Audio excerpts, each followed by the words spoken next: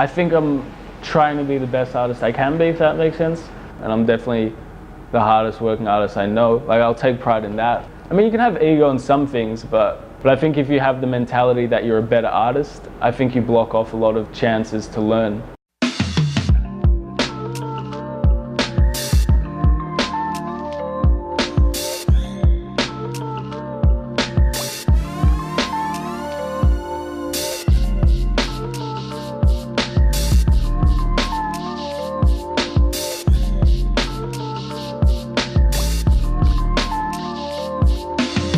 Well, I mean, firstly, of course, because of just to kind of promote your work a bit, and it's a good, I guess, technique to have more photos to upload on Instagram and let people into your world a bit.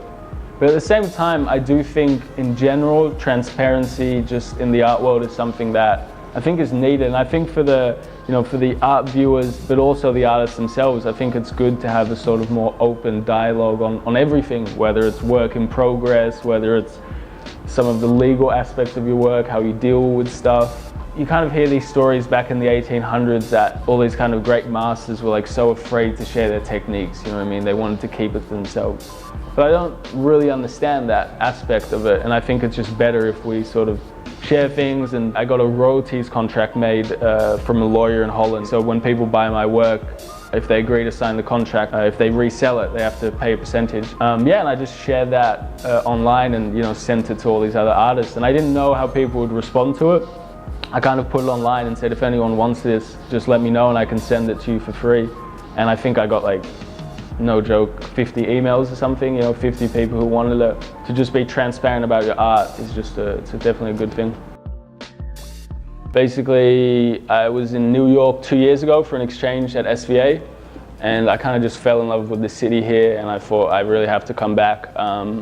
Didn't know how I was going to afford it, but I applied to all these different schools here, and then I got talking to Parsons, and yeah, everything was going good situation. Like, yeah, we'd like to have you, and I kind of said, all right, but I don't have any money. And then they're like, all right, let's see if we can work something out. And yeah, luckily enough, they wanted to give me a scholarship, and here I am. Yeah, I mean, it's still been a short time, but I think the great thing about Parsons is they have such a kind of wide faculty, so you're constantly meeting different teachers, getting new perspective. They're very based on like critical thinking. You get a lot of studio visits, so you get artists, curators, and different people coming by your studio to see your work. And I think that just every time you sort of have this perspective from a different artist, it really can elevate your view on things. I feel like every time it is a culture shock. I mean, every day in New York, you're bound to see like 10 crazy things. Like in Rotterdam, you could go months and just see nothing that was like strange. Like everything is just so like in line, everyone just acts a certain way.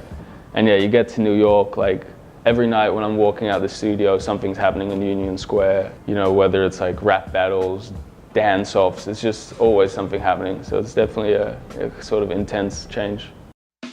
So I think with my paintings, I basically go into the subject of, I guess, youth criminality. I'm trying to show the strength that kids actually find in it. I think sometimes we have like kind of the wrong idea, or we always look as kids as sort of like victims of a situation. I think once we start to understand that criminality is something that, although it's sometimes chosen because there's not many options, there's still a strength that kids find in that. And I think the reason why it's important to sort of display that in work is because then we can start to understand what's lacking in certain people's lives to why they make these decisions. All these sort of different situations that some of these kids are in, anything from protesting, selling drugs, whatever it may be. But then I put this sort of like royal twist to it.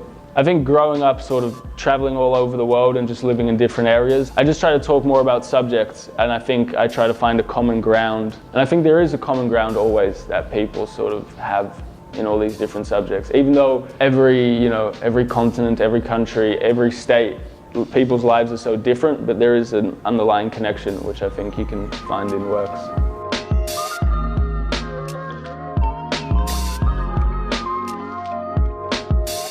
I have a whole collection of costumes, props, everything from toys to balaclavas to crowbars to toy cars.